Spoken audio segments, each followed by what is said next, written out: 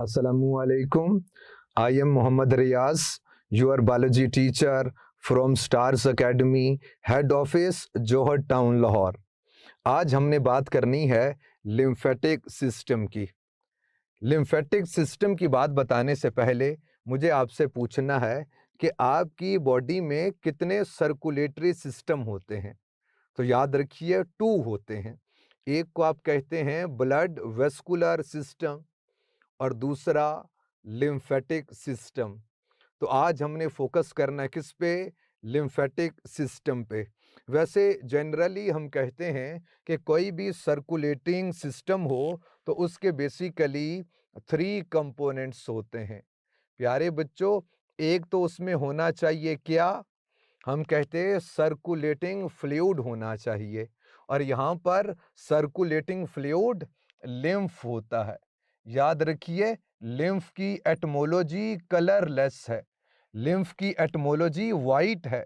हमने कलरलेस के साथ एसोसिएट किया क्योंकि इस सिस्टम में एक कलरलेस फ्लूइड यानी लिम्फ फ्लो करता है, इसीलिए तो इस सिस्टम का नाम रखा है क्या? Lymphatic system.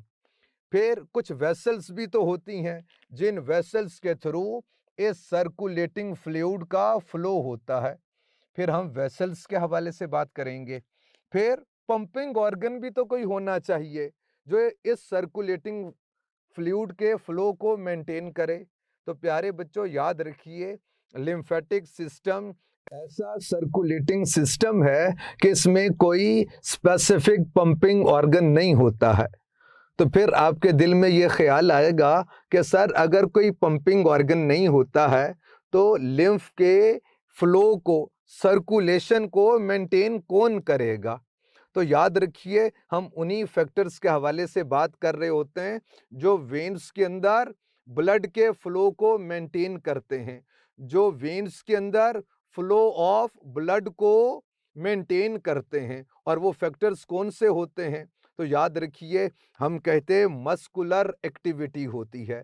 तो ये लिम्फ वेसल्स के हवाले से बात कीजिए, पूरी बॉडी के अंदर मौजूद हैं। तो प्यारे बच्चों, जब मस्कुलर एक्टिविटी होती है, फिर पर्टिकुलरली काफ मसल्स के हवाले से बात होती है कि मस्कुलर एक्टिविटी की वजह से इनकी वेसल्स के ऊपर प्रेशर एक्सर्ट होता है और फ्लो ऑफ लिम्फ की मेंटेनेंस हो पाती है। फिर ऐसे ही विजुअल मूवमेंट के हवाले से बात होती है। डिफरेंट बॉडी ऑर्गन्स की जब मूवमेंट होती है तो उनसे एसोसिएटेड लिम्फ वेसल्स पे प्रेशर एक्सर्ट होता है और फ्लो ऑफ लिम्फ की मेंटेनेंस हो पाती है। फिर ब्रीदिंग मूवमेंट्स की बात करते हैं। ब्रीदिंग जब होती है तो बॉडी पार्ट्स की मूवमेंट होती है, उनसे एसोसिएटेड लिम्फ वेसल्स पे प्रेशर एक्सर्ट होता है और मेंटेनेंस ऑफ लिम्फ हो पाएगी, flow of maintenance of lymph हो पाती है। फिर याद रखिए, लिम्फ वेसल्स के अंदर आपको सेमी लूनर वेल्व्स मिलते हैं जो basically backward flow of lymph को इनहिबिट करते हैं, रोकते हैं। तो प्यारे बच्चों, फिर यहाँ पर जो थर्ड कंपोनेंट है वो क्या लिखें? याद रखना, ये ऐसा सर्कुलेटिंग सिस्टम है कि इसके लिए कोई स्पेसिफिक पंपिंग ऑर्गन नहीं होता है। तो यहाँ पर हम लिख देंगे लिम्फॉइड मैसेज, और वो क्या है? बारी बारी इन 3 कंपोनेंट्स पे बात होगी। लिम्फॉइड मैसेज की बात करेंगे। तो आइए सबसे पहले लिम्फ की बात करते हैं। मुझे आपसे पूछना है कि ब्लड और बॉडी पार्ट्स के बीच में जो न्यूट्रिएंट्स का, गैसेस का, वेस्ट का एक्सचेंज होता है वो किन ब्लड वेसल्स के थ्रू होता है? तो प्यारे बच्चों, आपको मालूम है वो ब्लड कैपिलरीज के थ्रू होता है। जैसे अगर आपके सर ने यहाँ पर ये एक बना दी है क्या? Blood capillary. तो प्यारे बच्चों, इस ब्लड कैपिलरी के थ्रू डिफरेंट मटेरियल का एक्सचेंज होता है। यहीं पर आपको रेड ब्लड सेल्स मिलेंगे, यहीं पर वाइट ब्लड सेल्स भी मिलेंगे जो इस कैपिलरी के पोर्स के थ्रू बाहर की तरफ मूव भी कर रहे होंगे। फिर यहाँ पर डिफरेंट गैसेस के हवाले से बात होगी, न्यूट्रिएंट्स के हवाले से बात होती है। तो ये कोई ब्लड कैपिलरी है। और प्यारे बच्चों, ये आपके सर ने यहाँ पर बना दिए हैं, कुछ सेल्स हैं।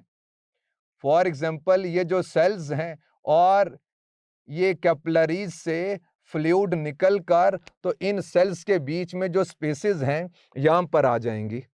और प्यारे बच्चों, ये जो फ्लूइड होगा इसे हम लोग बोलते हैं क्या? इंटरस्टिशियल फ्लूइड कहते। इंटरस्टिशियम इन बिटवीन को कहते। तो जो फ्लूइड इन सेल्स के बीच में स्पेसेस हैं यहाँ पर आ जाए उसे क्या बोलोगे? इंटरस्टिशियल फ्लूइड बोलते। और याद रखिए, इसी को हम एक्स्ट्रा सेलुलर फ्लूइड भी बोलते और इसी को हम इंटर सेलुलर फ्लूइड भी बोलते। कि दो सेल्स के बीच में जो फ्लूइड आ गया उसे क्या कहेंगे? Inter cellular fluid. प्यारे बच्चों, बिलफर्ज गलत, इसके अंदर ऑक्सीजन थी तो इसके साथ एक्सचेंज हो गई। यहां से कार्बन डाइऑक्साइड निकल के आ गई किधर? ब्लड कैपिलरी के अंदर। फिर यहां से न्यूट्रिएंट्स यानी ग्लूकोज की बात कीजिए, अमाइनो एसिड, फैटी एसिड, यहां से निकलकर इन सेल्स तक पहुंच गए। इन सेल्स के अंदर जो मेटाबॉलिक वेस्ट होते हैं वो इसके अंदर एंटर हो जाएंगे। याद रखिए, यहां से जो फ्लूइड प्रेशर के थ्रू बाहर निकला है वो तकरीबन सारे का सारा दोबारा से इन्हीं ब्लड वेसल्स के अंदर, ब्लड कैपिलरीज के अंदर एंटर हो जाएगा। लेकिन 3 लीटर फ्लूइड हर रोज 24 आवर्स के अंदर मजीद यहां पर ऐसा स्टे करेगा जो दोबारा से ब्लड कैपिलरीज के अंदर एंटर नहीं हो पाता। और ये जो फ्लूइड निकलता है 24 आवर्स के अंदर, बुक्स के अंदर वेरिएशन है। किसी बुक ने 25 लीटर के हवाले से लिखा है और किसी बुक ने 30 लीटर के हवाले से लिखा है, किसी बुक ने 20 लीटर के हवाले से लिखा है। लेकिन प्यारे बच्चों, एक बात जो कॉमन सभी के अंदर लिखी है वो ये है कि बकिया सारा फ्लूइड जो यहाँ से निकला है, फॉर एग्जाम्पल अगर ये 20 लीटर था तो 17 लीटर दोबारा से ब्लड कैपिलरीज के अंदर एंटर हो जाएगा। लेकिन डेली वो जो 3 लीटर फ्लूइड यहाँ पर रहा उसका क्या करें साहब? वो ब्लड से निकला है, उसको ब्लड का पार्ट बनना है। तो फिर आती हैं कौन? लिम्फ वेसल्स आती हैं। और ये आपके सर ने लिम्फ वेसल बना दी और इसकी एक साइड क्लोज होती है और दूसरा जो इसका एंड होता है वो ओपन होता है। और प्यारे बच्चों, ये जो भी फ्लूइड होगा ये फिर एंटर हो जाता है किस में? हम कहते हैं ये एंटर हो जाएगा लिम्फ कैपिलरीज के अंदर। और अब आप जरा देख लीजिए, जब ये इंटरस्टिशियल फ्लूइड ये लिम्फ वेसल्स के अंदर एंटर होता है फिर हम इसे बोल देंगे क्या? लिम्फ बोलते हैं। और याद रखिए, ये लिम्फ वेसल्स फिर दोबारा से ये इस लिम्फ को, यानी बेसिकली तो इंटरस्टिशियल फ्लूइड था, इसको पार्ट बनवा देंगी किसका? हम कहते ब्लड वेसल्स का। तो ये दोबारा से ब्लड वेसल्स के अंदर एंटर हो जाएगा। कैसे? अभी हम कुछ देर में देखेंगे। तो फिर प्यारे बच्चों, आपके सर यहाँ पर कहने लगे कि lymph is a fluid in between interstitial fluid and blood. यानी इंटरस्टिशियल फ्लूइड और ब्लड के बीच में जो आपको फ्लूइड मिलेगा उसे लिम्फ कहते हैं। और लिम्फ की केमिकल कंपोजिशन की बात कीजिए तो हम कहते it is just like blood plasma with difference of proteins. यानी लिम्फ के अंदर भी प्रोटीन्स होती हैं, ब्लड वेसल्स के अंदर भी प्रोटीन्स होती हैं, लेकिन कुछ डिफरेंस के साथ होता है। प्यारे बच्चों, ये देख लीजिए, हम कहते इस ब्लड वेसल के अंदर क्या था? ब्लड था। और ये जब इंटरस्टिशियम में आ जाए तो इसे हम लोग बोलते हैं क्या? इंटरस्टिशियल फ्लूइड कहते। इंटरस्टिशियल फ्लूइड जब लिम्फ वेसल्स के अंदर एंटर हो जाए तो फिर हम इसे बोल देंगे क्या? लिम्फ बोल देंगे। क्योंकि ये जो फ्लूइड था ये ब्लड से निकला है, ब्लड वेसल से निकला है, तो लाजिम है ये दोबारा से पार्ट हो जाए किसका? ब्लड का, यानी ब्लड वेसल्स का, यानी ये दोबारा से ब्लड का पार्ट हो जाएगा। तो आप देख लीजिए, lymph is a fluid in between interstitial fluid and blood. फिर क्या होगा, इस ब्लड से फ्लूइड निकलकर इंटरस्टिशियल स्पेसेस में आ जाएगा, फिर यहां से लिम्फ वेसल्स में आएगा तो लिम्फ हो जाएगा, फिर किधर, ये ब्लड से निकला है तो दोबारा से ब्लड का पार्ट हो जाएगा। तो बेसिकली लिम्फेटिक सिस्टम को हम कहते हैं ड्रेनेज सिस्टम, यानी इन इंटरस्टिशियल स्पेसेस के अंदर जो भी फ्लूइड एक्यूमुलेट हो रहा है, यहां से जो निकाल रहा वो कौन है, वो लिम्फेटिक सिस्टम होता है। इसीलिए तो हम कहते हैं कि lymphatic system is drainage system of your body.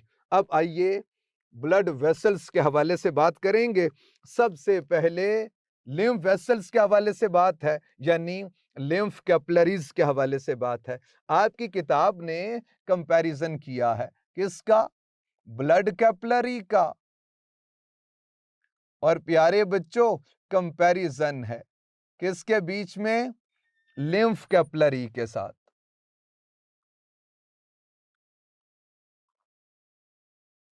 अब आपसे पूछना है, और ये अजब सी बात है, आसान सी बात है, कि ब्लड कैपिलरी के हवाले से बात कीजिए तो प्यारे बच्चों इसके अंदर जो फ्लूइड होगा उसे आप क्या बोलोगे, आसान सी बात है, उसे ब्लड कह देंगे। और याद रखना लिम्फ कैपिलरी के अंदर जो फ्लूइड होता है उसे क्या कहते, उसे हम लिम्फ कह देंगे। ब्लड कैपिलरी के हवाले से बात की जाए तो हम कहते हैं it is open at both ends, दोनों एंड से ये ओपन होती है। लेकिन प्यारे बच्चों लिम्फ कैपिलरी की बात कीजिए तो हम कहते हैं open at one and and closed at the other and. तो आप यहां पर लिख लीजिए कि open at one and and closed eight other and, और अदर एंड से ये क्या होती है, क्लोज होती है। फिर प्यारे बच्चों पोर साइज के हवाले से बात की जाए तो हम कहते हैं इसमें स्मॉल पोर्स होते हैं। लेकिन प्यारे बच्चों लिम्फ कैपिलरी के हवाले से बात की जाए तो हम कहते हैं इसमें लार्ज पोर्स होते हैं। इसीलिए तो आप लोगों ने पढ़ा है कि स्मॉल इंटेस्टाइन में एक वेसल होती है, उसे कहते क्या, लैक्टियल ऑफ लिम्फेटिक सिस्टम। अब उसके हवाले से देख लीजिए, ये जो लैक्टियल ऑफ लिम्फेटिक सिस्टम है उसके थ्रू फैट्स की एब्जॉर्प्शन होती है। ये स्मॉल इंटेस्टाइन में आपको जो इस तरह से करके कुछ आउटग्रोथ सी मिलती हैं जिन्हें आप लोग बोलते थे क्या, विलस बोलते हैं। तो इस विलस के अंदर सेंटर में आपको एक डक्ट मिलती है, उसे कहते lacteal of lymphatic system, lact milk को कहते। तो इसकी मिल्की अपीयरेंस की वजह से हम इसे कहते क्या, लैक्टियल। तो प्यारे बच्चों याद रखना it is open at one and and closed at the other and. ये ब्लाइंड वेसल्स होती हैं। और प्यारे बच्चों आपने देखा है कि जब इन एपिथेलियल सेल्स के अंदर, इन एपिथेलियल सेल्स के अंदर जब फैट्स की फॉर्मेशन होती है तो वो ब्लड कैपिलरीज के अंदर एंटर नहीं होती हैं। कौन, फैट्स एंटर नहीं होते हैं, बल्कि ये एंटर हो जाते हैं किधर, लिम्फ कैपिलरी के अंदर। तो याद रखिए absorption of fats from small intestine is also a function of lymphatic system. और प्यारे बच्चों अगर आप लिम्फ वेसल्स के जो सेल्स हैं इनकी अरेंजमेंट को देखिए तो ये इंतहाई दिलकश पैटर्न पे होते हैं, यानी एक दूसरे के ऊपर इस तरह से अरेंज होते हैं। जैसे ही प्रेशर इंक्रीज होता है तो प्यारे बच्चों इनके बीच में ये जो पोर है ये इंक्रीज होना शुरू हो जाएगा, और इसकी वजह से फिर फ्लूइड एंटर हो जाएगा इसके अंदर, और कोई लार्ज फैट मॉलिक्यूल है तो वो भी आसानी से इसके अंदर एंटर हो जाएगा। तो ये तो फैट की एब्जॉर्प्शन के हवाले से जो इसका फंक्शन था ये भी बता दिया। अब लिम्फ कैपिलरीज के ज्वाइनिंग से लार्ज लिम्फ वेसल बनती है। हम कहते लिम्फ वेसल्स के ज्वाइन होने से फिर लार्ज लिम्फ वेसल्स बनती हैं। लार्ज लिम्फ वेसल्स, फिर मजीद लार्जर लिम्फ वेसल्स बनती हैं, और अल्टीमेटली फिर लार्जेस्ट लिम्फ वेसल। और जो लार्जेस्ट लिम्फ वेसल है उसे हम लोग कहते हैं थोरैसिक लिम्फेटिक डक्ट। चूंकि प्यारे बच्चों ये थोरैक्स में होती है, इसीलिए हम इसे कहते थोरैसिक लिम्फ डक्ट कहते।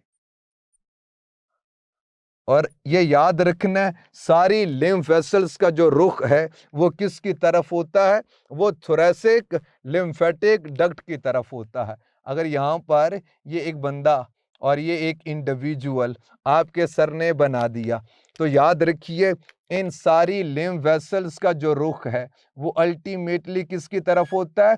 थोरैक्स में एक बहुत बड़ी सी लिम्फ वेसल होती है, उसे क्या कहते, थोरैसिक लिम्फेटिक डक्ट कहते। और ये जो थोरैसिक लिम्फेटिक डक्ट है ये ओपन होती है सबक्लेवियन वेन के अंदर। यानी प्यारे बच्चों ये जो फ्लूइड ब्लड वेसल से निकला था ये दोबारा से एंटर हो गया किधर, ब्लड की वेन्स के अंदर। और कौन सी वेन है, वो सबक्लेवियन वेन होती है। एक दफा फिर देखिए ये जो फ्लूइड इंटरस्टिशियल फ्लूइड बना ये ब्लड कैपिलरीज से निकला था, फिर ये लिम्फ के अंदर आ गया, और प्यारे बच्चों लिम्फ से ये दोबारा से ब्लड का पार्ट हो जाएगा। ये जो लार्जेस्ट लिम्फ वेसल्स, सारी लिम्फ वेसल्स का रुख किसकी तरफ होता है, सारी लिम्फ वेसल्स में लिम्फ का फ्लो किसकी तरफ होता है, थोरैसिक लिम्फेटिक डक्ट की तरफ होता है। और याद रखना है ये थोरैसिक लिम्फेटिक डक्ट की एसोसिएशन ब्लड वेस्कुलर सिस्टम के साथ है। कहां पर होती है, हम कहते हैं सबक्लेवियन वेन के साथ होती है। ये लिम्फ एंटर हो जाएगा किसके अंदर, सबक्लेवियन वेन के अंदर एंटर हो जाएगा। ये तो वेसल्स के हवाले से बात हो गई। आइए अब लिम्फॉइड मैसेज के हवाले से बात करें। प्यारे बच्चों कुछ जो लिम्फॉइड मैसेज का जिक्र यहाँ पर है वो देख लीजिए। हम कहते हैं ये लिम्फेटिक सिस्टम बेसिकली कॉम्बिनेशन होता है किसका, इम्यून सिस्टम का और सर्कुलेटरी सिस्टम का। इसके अंदर कुछ लिम्फॉइड मैसेज मिलते हैं, कौन से हैं, एक को हम लोग कहते हैं एडिनॉइड। याद रखिए ये ऐसा लिम्फॉइड मैस है जो बिहाइंड दी नोज आपको मिलता है। यानी अगर आप अपर पैलेट के हवाले से बात कीजिए, पैलेट के हवाले से, रूफ ऑफ द माउथ के हवाले से बात कीजिए, तो ये आपको यहाँ पर लिम्फॉइड मैसेज मिलते हैं। फिर प्यारे बच्चों टॉन्सिल के हवाले से बात होती है। अगर आप अपने माउथ के इन साइड में यानी चीक्स की जो इन साइड है यहाँ पर देखिए कुछ आउटग्रोथ से मिलती हैं, उन्हें हम लोग टॉन्सिल्स कहते हैं। इन दोनों का फंक्शन देखिए, ये बेसिकली इम्यूनिटी के अंदर इम्पोर्टेंट पार्ट प्ले करते हैं। ये पैथोजिन से डिफेंस के लिए इम्पोर्टेंट पार्ट प्ले करते हैं। यानी इनके अंदर मैक्रोफेजेस होते हैं, इनके अंदर लिम्फोसाइट्स होते हैं जो पैथोजिन को किल कर देंगे। फिर प्यारे बच्चों कुछ और लिम्फॉइड मैसेज के हवाले से बात कीजिए तो हम स्प्लीन की बात करते हैं। और इसके हवाले से जो एमसीक्यू पूछा करते हैं वो ये है कि cellular filtration of blood is a function of spleen, graveyard of old worn out blood cells is spleen. यानी अगर आपके ब्लड के अंदर कोई ओल्ड वॉर्न आउट यानी non functional red blood cells हैं तो प्यारे बच्चों उनकी जो फिल्ट्रेशन है, उन सेल्स को फिल्टर कर लेना, ये काम है किसका, स्प्लीन का। और waste filtration of blood is because of kidneys. लेकिन सेलुलर फिल्ट्रेशन की बात की जाए ब्लड की तो वो स्प्लीन का काम है। फिर प्यारे बच्चों एक और ऑर्गन की बात करेंगे, उसे थाइमस कहते। तो याद रखिए थाइमोसिन हार्मोन बना के ये बेसिकली टी लिम्फोसाइट्स उनकी मैच्योरेशन किधर होती है, थाइमस में होती है। इसीलिए तो हम टी लिम्फोसाइट्स को टी लिम्फोसाइट्स बोलते कि ऐसे लिम्फोसाइट्स जिनकी मैच्योरेशन थाइमस के अंदर होती है, इसे क्या बोलेंगे, थाइमस बोल देंगे। फिर उन सेल्स को इसीलिए बोल दिया करते टी लिम्फोसाइट। और फिर प्यारे बच्चों आपस की बात है, ये जो बोन मैरो है ना, ये भी लिम्फॉइड मैस है। इसीलिए तो इस सिस्टम के अंदर लिखा हुआ है कि ये ब्लड सेल्स की प्रोडक्शन के अंदर भी इंपॉर्टेंट पार्ट प्ले करते हैं। आखिर में आपको बात बतानी है लिम्फ नोड्स की। याद रखिए, नोड तो आउट ग्रोथ को कहते हैं। तो प्यारे बच्चों, बॉडी के डिफरेंट पार्ट्स पे ये आपको नोड मिलते हैं। बॉडी के डिफरेंट पार्ट्स के अंदर ये नोड आपको मिलेंगे। और ये कहाँ पर मिलते हैं, ये देख लीजिए। याद रखिए, ये नेक के अंदर, नेक वाले पार्ट के अंदर बहुत ज़्यादा होते हैं। फिर एक्जिला में, अंडर आर्म्स आपको बहुत ज़्यादा मिलते हैं, जहाँ पर बॉडी और आर्म्स के बीच में एंगल है, एक्सिलरी एंगल, यहाँ पर आपको बहुत ज़्यादा मिलते हैं। फिर हम कहते हैं जहाँ पर एब्डोमेन और थाई इनका आपस में लिंक होता है, इस रीजन को ग्रोइन कहते। वैसे तो ग्रोइन की एटमोलॉजी डिप्रेशन होता है, लेकिन याद रखिए हम लोग बोलते हैं जहाँ पर थाई और एब्डोमेन आपस में मिलता है, ये जो ओब्लीक सा बॉडी का पार्ट होता है, इसे हम लोग बोलते हैं क्या, ग्रोइन। इन रीजन के अंदर आपको बेतहाशा लिम्फ नोड्स मिलते हैं। अब इनका फंक्शन क्या है, याद रखिए, ये भी इम्यूनिटी के अंदर इंपॉर्टेंट पार्ट प्ले करते हैं। नोड की एटमोलॉजी आउट ग्रोथ होती है, एक स्फेरिकल आउट ग्रोथ हो, उसे हम लोग बोलते हैं क्या, लोब। और ये जैसे आपके सर ने यहां पर बना दिया। और प्यारे बच्चों, अगर आप थोड़ा सा गौर कीजिए, जो लिम्फ वेसल्स इनकी तरफ आती हैं, उन्हें हम लोग क्या बोलेंगे, उन्हें बोलते हैं एफरेंट लिम्फ वेसल्स। यानी ऐसी लिम्फ वेसल्स जो लिम्फ को नोड की तरफ मूव करवाएंगी, जो लिम्फ को लिम्फ नोड की तरफ लेकर आती हैं, उन्हें हम लोग बोलते हैं क्या, एफरेंट लिम्फ वेसल्स कहते। याद रखिए, एफरेंट की एटमोलॉजी है मूविंग टूवर्ड्स। तो यानी ये चूंकि लिम्फ नोड की तरफ मूव करती हैं, इन्हें एफरेंट वेसल्स बोलते हैं। और याद रखिए, जो इससे अवे मूव करती है, उसे हम लोग बोलते हैं क्या, ईफरेंट, ई से है, ईफरेंट लिम्फ वेसल कहते। और इस लिम्फ नोड के अंदर आपको क्या मिलता है, तो प्यारे बच्चों याद रखिए, यहीं पर मौजूद होते हैं कौन, मैक्रोफेजेस होते हैं। और याद रखिए, यहीं पर आपको मिलेंगे क्या, लिम्फोसाइट्स भी मिलते हैं। बी लिम्फोसाइट्स की बात होती है, टी लिम्फोसाइट्स की बात होती है, एंटीबॉडीज भी आपको यहाँ पर मिलेंगी। अब गौर कीजिए कि जो एफरेंट लिम्फ वेसल्स हैं वो ज़्यादा हैं और इफरेंट एक ही है, यानी ज़्यादा लिम्फ आ रहा होगा और ज़्यादा एफरेंट वेसल से। और प्यारे बच्चों, लिम्फ के निकलने के लिए रास्ता एक ही है, तो होगा क्या, कुछ देर के लिए तो लिम्फ यहाँ पर स्टे करेगा। और उसी लिम्फ के अंदर अगर कोई पैथोजिन है, कोई बैक्टीरिया है, तो ये मैक्रोफेजेस और लिम्फोसाइट उस पर अटैक करेंगे और उसको मार देंगे। ये भी इंपॉर्टेंट एमसीक्यू है।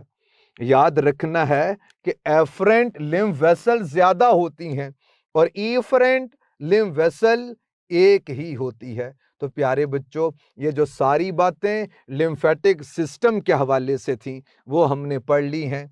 इसे पढ़ लीजिएगा, कोई बात ना समझ आए पूछ लीजिएगा। अल्लाह हाफिज।